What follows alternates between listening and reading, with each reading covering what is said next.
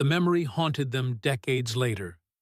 Hot water cascading from steel pipes, soap foaming in their trembling hands, the strange ritual that transformed captivity into something unrecognizable. When former Japanese prisoners returned home after surrender, they carried stories their families could barely believe. How could enemies provide such care? Yet the sensation remained vivid. Water heated endlessly, towels thick as winter blankets, the enforced rhythm of cleanliness that first terrified, then transformed them completely. Some spoke awkwardly to wives and mothers, others stayed silent. All remembered the showers with startling clarity.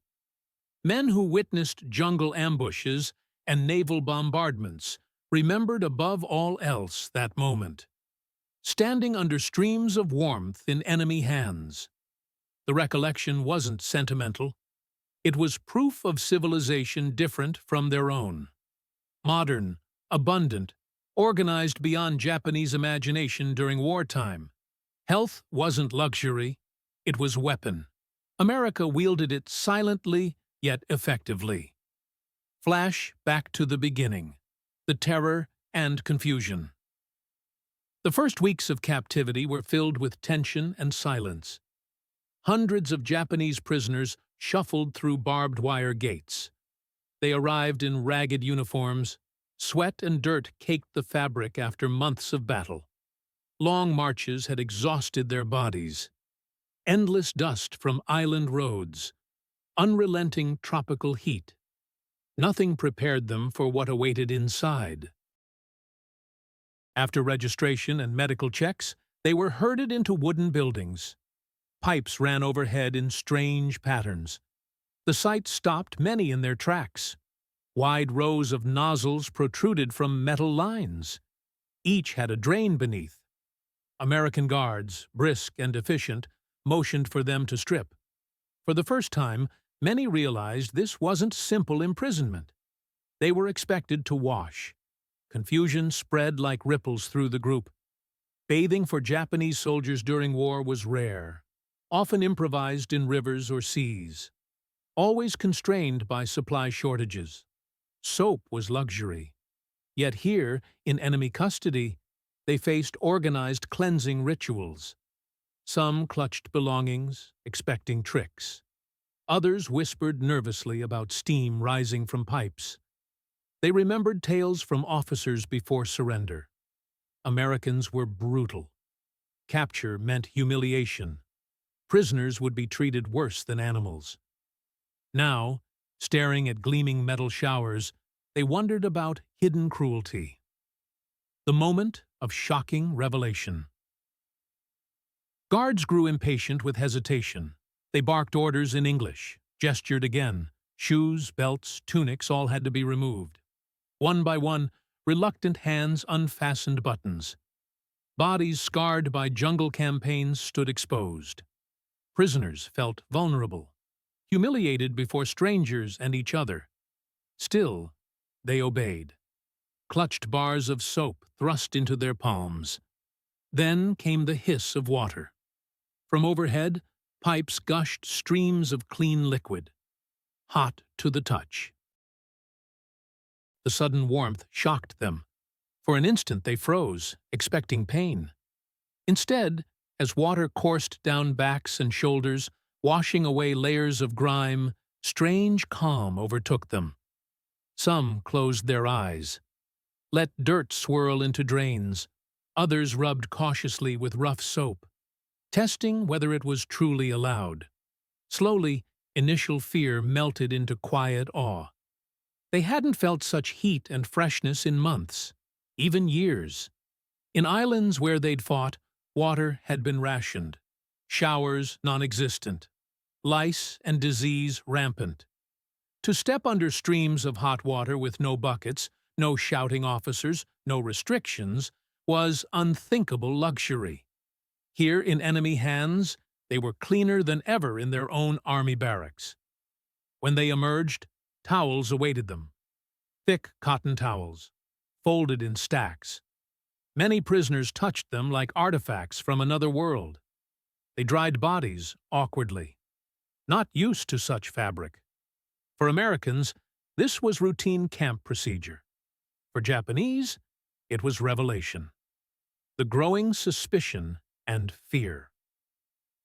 They shuffled out with hair dripping, skin pink from warmth. Unmistakable murmur of astonishment passed among them. Fear that gripped them when entering shower halls was replaced by bewilderment. Had captors truly given comfort instead of cruelty? When first showers ended, prisoners filed back into barracks. Heavy silence spread across the room. They sat on wooden benches, some clutching folded uniforms, others rubbing hair with thick towels. Still unsure whether they'd experienced blessing or hidden threat, many avoided eye contact. Speaking openly might break unspoken rules. Deep inside, however, unease gnawed at them. They'd been warned countless times that American capture meant dishonor, torture, death. In whispered briefings before battles, Japanese officers painted images of sadistic enemy camps. Starvation and abuse awaited. Yet here, the first act forced upon them was bathing, with soap and hot water. To many, it seemed suspicious, too kind, too civilized. One prisoner, a former naval mechanic from Yokosuka, recalled Allied propaganda leaflets. They'd depicted smiling prisoners receiving food and rest. He'd always dismissed those papers as lies, designed to weaken Japanese morale. Now, standing clean for first time in months, he remembered those illustrations with chill. Could some of them be true? But another thought crept in. Darker, more terrifying. What if showers weren't meant for cleanliness at all? Rumors circulated quickly, especially among those with sharper memories of wartime propaganda. Some whispered words, gas chambers, drawing comparisons to vague stories about Germans in Europe. Although few knew details, the idea that Americans might use showers for hidden cruelty spread fast. In hushed tones, guards noticed hesitation. They watched groups of prisoners pause at doorways, faces clouded with mistrust. Orders were repeated.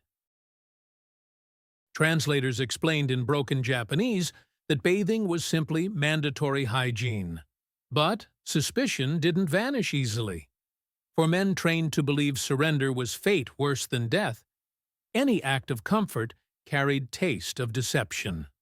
They wondered if soap was poisoned, if warmth of water concealed something sinister. Some refused to wash thoroughly, merely wetting arms and backs before stepping away. The cultural clash deepens. The cultural clash made moments more jarring. In Japan, bathing had deep cultural roots, tied to ritual purification in hot springs, shared communal baths. But war had stripped away that tradition, left soldiers unwashed for weeks, crawling with lice, fighting constant infections. Camp showers, in contrast, were industrial in design, rows of steel pipes and drains, efficient without privacy, operated like clockwork. To Americans, this was practical hygiene, nothing more. To Japanese, it felt alien, mechanical, almost dehumanizing. It was ritual stripped of spiritual meaning, transformed into something functional yet unsettling. For days, conversations among prisoners circled around same questions. Why would Americans waste hot water on captives? Why give soap, towels, and time when they could have left them filthy? Was it truly generosity, or part of some larger plan to break them mentally? Theories multiplied in dimly lit barracks. Some argued showers were form of control, way to weaken resistance by softening men with comfort. Others whispered that hidden chemicals might be mixed into water. Fear clung to them, reinforced by memories of warnings from superiors. Yet no punishment followed. No hidden cruelty emerged. Men returned to barracks at night still breathing, still alive. cleaner than before.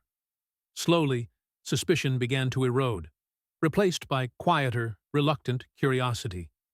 Americans repeated the process next day, and day after that. Soap continued to be distributed. Guards made sure every man entered shower hall. Still nothing terrible happened. Suspicion remained, but now it mingled with another feeling: confusion. What kind of enemy would care if prisoners smelled clean, carried fewer lice? For men raised to believe capture was fate worse than death, the realization was unsettling. As unsettling as showers themselves. The routine takes hold. Daily rhythm of hygiene soon became part of camp life, though at first it felt forced upon Japanese prisoners. Each morning or evening, depending on schedule, guards lined them up, marched them to shower hall. At entrance, they received soap wrapped in paper, smelling strongly of chemicals, unlike anything from home, and towels, often marked with military supply stamps. The routine was mechanical: strip, step under streams, wash thoroughly, dry, dress, return. But as days turned into weeks, prisoners began to understand. This wasn't temporary measure. Cleanliness was rule. Discipline enforced just as firmly as curfews and roll calls. Americans explained hygiene standards through interpreters, gesturing to show how to use soap properly, insisting that men scrub not only arms and faces, but feet, hair, and hidden folds of body. Lice checks followed, carried out by medics who inspected clothing seams and bedding. Delousing powder was issued, along with clean undergarments. For first time, many Japanese soldiers realized enemy treated disease prevention as seriously as food or weapons. To Americans, hygiene wasn't luxury. It was necessity for order, health, and discipline within camp. For prisoners, this routine carried strange mixture of humiliation and fascination. On one hand, they were stripped of individuality, compelled to wash on command like schoolboys. On other, they discovered life free from constant itching, sores, and infected wounds was surprisingly tolerable. A corporal who'd fought on Guadalcanal remembered weeks when his unit bathed only once, in muddy streams, while tropical ulcers spread among comrades. In contrast, after just few weeks of enforced showers, sores on his legs began healing. Chronic cough that plagued him faded. It was quiet, undeniable improvement. Irony that gnawed at his pride. Language barriers and growing acceptance. Language barriers caused endless confusion in beginning. Many prisoners didn't understand when guards shouted about washing hair or scrubbing feet, so they did bare minimum. When they tried to skip steps, they were forced back under streams. Watched impatiently until soap lathered properly. Some resented the interference, muttering that it was degrading. Yet even in their resistance, they couldn't deny results. Their uniforms, laundered regularly by camp procedures, no longer carried foul stench of rotting cloth. Blankets smelled faintly of detergent instead of sweat and mildew. Barracks, once suffocating with odor of unwashed bodies, grew more tolerable, even for those who never admitted it aloud. Gradually, sense of suspicion gave way to habit. Prisoners began to anticipate routine, lining up with less resistance. They learned to scrub more thoroughly, to dry themselves with care, to fold towels as instructed. Some even compared soap types, noting which ones lathered better or smelled less harsh. It was small detail, but for men stripped of freedom, such comparisons became form of conversation, way to fill long hours of idleness. Hygiene had transformed from command into shared ritual, something that quietly bound them together. What struck many most deeply was realization. Their captors expected them to maintain dignity, even in captivity, To be forced into showers and provided with soap wasn't only about controlling disease. It was about enforcing certain standard of humanity. In Japanese army, soldiers had been taught comfort was weakness. That endurance of filth and pain was mark of honor. Now, under discipline of their enemy, they were shown that regular washing could be as much part of discipline as carrying rifle. This clash of values unsettled them, but it also planted first seeds of reluctant respect for strange, relentless order of their captors. The sensation of hot water, a revelation. First time hot water cascaded over their shoulders, many Japanese prisoners gasped. Some even stepped back as though scalded. Warmth, steady and controlled, poured from overhead nozzles in a way they'd never experienced before. For men accustomed to makeshift washing and cold rivers or hastily filled buckets, the sensation was almost luxurious. Steam rose quickly, curling through air and softening harsh light of barracks-style room. Soap, pungent and foreign, foamed thickly on their skin, lifting away months of grime. They rubbed tentatively at first, then with more vigor, marveling at way lather clung and rinsed away with ease. For some, moment was overwhelming. They remembered how during long campaigns in jungles, officers had warned them to conserve every drop of water. That cleanliness was secondary to survival. On remote islands, baths were rare. Soldiers wiped themselves with rags, their skin perpetually sticky with sweat, salt, and dust. Few occasions when hot water could be heated in cans or drums were considered rare blessings, shared among dozens of men. Here, however, each prisoner stood under his own stream of warmth, as though such luxury were endless. It wasn't simply bathing. It was immersion in another world. Towels provided afterward deepened the shock. Thick and absorbent, they were unlike thin cloth soldiers had once used in Japanese barracks, where men often had to share rags. Prisoners pressed towels to their faces, inhaling faint chemical scent of detergent. Their skin felt renewed, pores open. Sticky film of tropics finally washed away. It was more than physical relief. It stirred emotions they'd long suppressed. Some recalled family baths back home, memories of mothers drawing hot water in tubs before war consumed their lives. Others thought of public bathhouses, now distant echoes of civilian past. Camp showers reawakened those sensations, but now framed by strangeness of captivity. Americans treated routine without sentiment, issuing soap and towels with same blunt efficiency as rations. For them, it was procedure, disease prevention, morale management, order. Yet, to prisoners, it became quiet revelation. Irony was bitter. They'd expected cruelty, yet here they encountered comfort beyond what they'd known even among their own forces. Some felt shame, believing such indulgence weakened them. Others embraced it silently, grateful for a moment that allowed aching bodies to feel human again. The transformation deepens. Over time, showers reshaped their daily existence.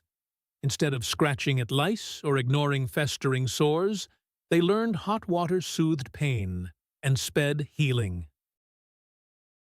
Their hair, once greasy and matted, grew soft and easier to comb. Smell of sweat that had clung to uniforms diminished, replaced by faint sharpness of disinfectant soap. Even barracks air became lighter, less suffocating, as regular bathing reduced odors of so many bodies living in confinement. Prisoners began to notice these changes with astonishment, quietly acknowledging they were healthier than they'd been during combat. Paradox gnawed at their minds. How could enemy, whom they'd been taught to despise, provide care their own army had denied? Showers weren't just about cleanliness. They were proof of systems so organized, so abundant in resources, that it could extend comfort even to captives. Standing under streams of hot water, they couldn't help but feel both envy and unease. It was a reminder of how different this world was from one they'd left behind. How far Japan lagged in offering such basic dignity to its own soldiers. Nighttime reflections and comparisons. At night, when barracks dimmed and long rows of prisoners lay on their cots, conversations often drifted back to comparisons with their former lives in Imperial Army. Subject wasn't weapons, not battles, but strange discovery of hygiene. Men who'd marched across Burma, who'd fought in jungles of Philippines, now whispered about soap, towels, shock of hot water. It wasn't sort of topic soldiers had ever considered honorable, but contrast was too striking to ignore. In Japanese military, bathing had been a rare event, carried out when circumstances allowed. Officers spoke of endurance, of ignoring body's discomfort, of embracing filth as sign of toughness. Soldiers often went weeks without washing, their skin layered with grime, uniforms stiff with salt from dried sweat. Lice and fleas infested clothing seams. Tropical ulcers spread untreated. Stench of unwashed bodies clung to every march, every camp, every night in field. To complain was seen as weakness, unworthy of true warrior. Yet in these American camps, cleanliness was enforced, as though it were law equal to discipline itself. One prisoner, former sergeant, recalled aloud how his unit on New Guinea had shared single rusty basin of water for 30 men. They'd rinsed faces and hands, but there'd been no question of real bathing. He compared it bitterly to endless streams of hot water in captivity. Another man muttered that back in Manchuria, his regiment had suffered frostbite. Not only from cold, but from wearing same unwashed socks for months. Disease had crippled entire units more effectively than bullets. Now, here in America, every man scrubbed feet daily. Medics checked for infection as if they were valued patients. Irony was so sharp, it stung. The dawning recognition. This recognition spread quietly through camp. Even those who clung to pride couldn't deny their bodies were improving. Rashes faded. Lice disappeared. Sores healed. Stomachs that had once twisted from parasites now settled with regular washing and cleaner clothes. Prisoners began to connect these improvements with routines they'd once resisted. For first time, they understood hygiene wasn't softness. It was strength, weapon against disease, more powerful than stubborn endurance. Reflections weren't only physical, but cultural. Many remembered deep traditions of communal baths in Japan, onsen in mountains, wooden tubs in village homes. Bathing had once been part of life tied to family and ritual. War had stripped it away, reduced men to creatures surviving in dirt. Now, in captivity, enemy had returned what their own army had denied. Paradox unsettled them. Some spoke of it with longing, remembering mothers heating kettles in evenings. Others fell silent, ashamed that it wasn't Japan, but America that had restored this dignity. Guards didn't understand depth of this shock.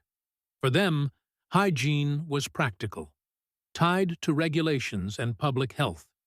They issued orders without sentiment, never imagining routine showers carried such profound meaning for prisoners. But within wire fences, men lay awake, staring at rafters, realizing that very structure of military life they'd known was flawed. It wasn't strength to endure filth. It wasn't honor to ignore disease.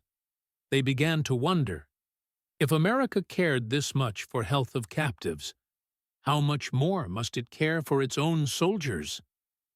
Thought was uncomfortable, yet impossible to silence. The final transformation. Weeks stretched into months. Hygiene routine that once felt alien began to carve deep grooves into rhythm of captivity. Every man knew order of day. Wake up, roll call, meals. At scheduled intervals, march to shower hall. What had once been met with suspicion now became almost unspoken expectation. Guards no longer needed to bark as loudly. Prisoners no longer shuffled with such reluctance. They moved in steady lines, soap tucked into palms, towels draped across shoulders, as though it had always been this way. Transformation wasn't merely physical, but mental. Japanese soldiers, stripped of weapons and cause, had regained something unexpected. Fragment of dignity. Their uniforms, laundered regularly, no longer carried stench of decay. Their bodies, washed and examined, were free of lice and festering wounds. Even mirror-like reflections in small puddles after rain revealed healthier faces. Cheeks less gaunt, skin less scarred by sores. It was improvement none could deny, even if they never admitted it aloud. Cleanliness began to symbolize more than survival. It became proof they hadn't been entirely reduced to shadows of men. Effects rippled through barracks, coughing diminished. Relentless scratching of lice-ridden scalps disappeared. Blankets smelled faintly of soap rather than mold. Guards remarked, sometimes with smirk, that Japanese prisoners looked more orderly than when they'd first arrived. Some prisoners, embarrassed by this observation, still resisted internally, clinging to belief that such routines were meant to soften them. Yet truth was plain. They felt stronger. Their wounds healed faster. Sleep deepened. Energy, though still bound by captivity, grew steadier. For some, this change stirred pride rather than shame. They began to fold towels neatly after drying, to polish boots with greater care, to keep barracks swept and orderly. It reminded them of old traditions back home, of meticulous rituals of Japanese households. Cleanliness, they realized, wasn't submission to enemy. It was reclaiming fragments of themselves, fragments buried under mud and chaos of war. Even conversations shifted. Men once too weary to speak now traded quiet remarks about strangeness of feeling refreshed, about irony that they were healthier in captivity than in field. American medics, practical and unsentimental, kept records of improvements: fewer cases of dysentery, fewer infestations, fewer deaths. For Americans, it was proof system worked. For Japanese, it was awakening. They couldn't help but notice their captors treated hygiene as matter of discipline and respect, not privilege, but requirement. This lesson unsettled them, because it contrasted so sharply with their own military ethos, where endurance of filth was badge of honor. Here opposite was true. Cleanliness was order. Order was strength. Over time, suspicion that had once clung to showers eroded almost entirely. Men no longer whispered about poison in soap, hidden cruelty behind water pipes. Instead, they began to anticipate warmth, even to crave it. Ritual became something to look forward to, moment of physical relief in life otherwise stripped of freedom. Some prisoners lingered under streams longer than allowed, closing eyes and letting water cascade over them, as if washing away not only dirt, but memories of defeat. In quiet of those routines, many discovered hygiene was more than rule enforced by guards. It was restoration of dignity, way to feel human again, even within barbed wire. It was subtle, undeniable transformation, one that changed not only their bodies, but their very sense of what it meant to endure. Looking back, conversations in the barracks. By time autumn winds swept across camp and days shortened, conversations among prisoners had shifted. No longer whispered debates about hidden poison or disguised cruelty. Talk now revolved around different kind of astonishment. Realization that these daily rituals of soap, hot water, and towels weren't accidents of captivity, but symbols of something larger. In dim barracks where men sat cross-legged on bunks, they began to tell each other stories of their first encounters with showers, laughing awkwardly at their own fear, marveling at how routine it had all become. One prisoner, once stern infantry officer, confessed that when he first stepped into steaming chamber, he thought it was trick designed to kill them. Others chuckled at memory, shaking heads, though many admitted they'd felt same unease. Another man, younger and more talkative, compared camp showers to great public bathhouses in Tokyo. He'd visited as boy. Comparison stirred murmurs of nostalgia. Prisoners momentarily transported back to world of tiled floors and wooden buckets, to evenings when families and neighbors shared warmth together. Irony struck them all. It was in enemy hands that fragments of those memories returned. What unsettled them most wasn't showers themselves, but what they revealed about America. If this country had enough resources to maintain endless hot water for prisoners, what must it provide for its own soldiers? If soap and towels were distributed here so freely, what luxuries must be waiting on bases back home? Contrast with their own experience gnawed at them. They remembered comrades who died from infection, because there was no clean water to wash wounds. Soldiers who marched with lice eating into scalps.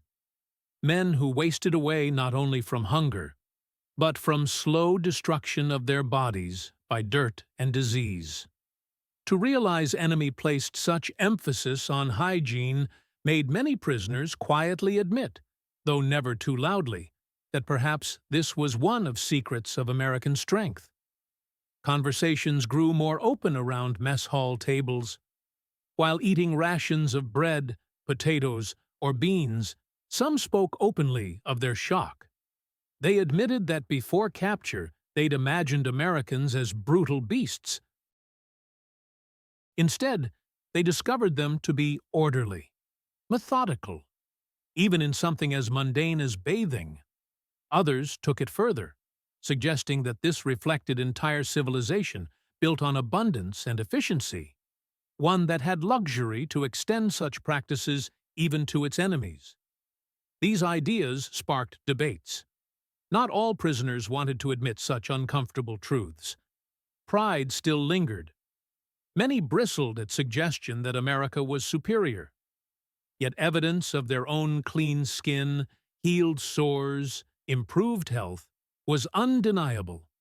For some, realization turned bitter.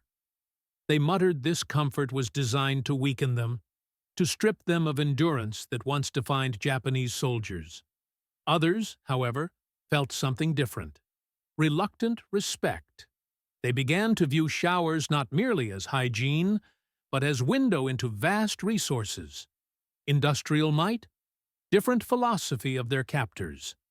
In hushed tones, few even admitted that experience had changed how they imagined world beyond wire. Thus, showers, once feared as instruments of cruelty, became centers of revelation. They were no longer only about soap and water. They were about stark contrast between two worlds. Realization that their enemy's power rested not only in weapons, but in systems of life so advanced that even prisoners of war were swept into their discipline. The lasting memory, years later. Historians who later interviewed them noted how often showers appeared in their testimonies. Unlike food or work assignments, which varied from camp to camp, routine of hygiene was nearly universal. It left imprint deeper than rations of bread or cigarettes. Men who'd endured starvation in field could survive meager camp meals without surprise. But to be handed soap and towels, to be marched into steaming rooms of hot water, this was unforgettable. because it was so utterly alien to their wartime experience. It symbolized not indulgence, but entirely different worldview, one where enemy recognized even captives as humans, who must remain clean. Long-term impact lingered quietly. Some former prisoners, once settled back into civilian life, maintained habits they'd learned in captivity. They washed more regularly, insisting on soap even when scarce. They taught children that hygiene was discipline, not weakness. For them, camp showers hadn't been mere routines.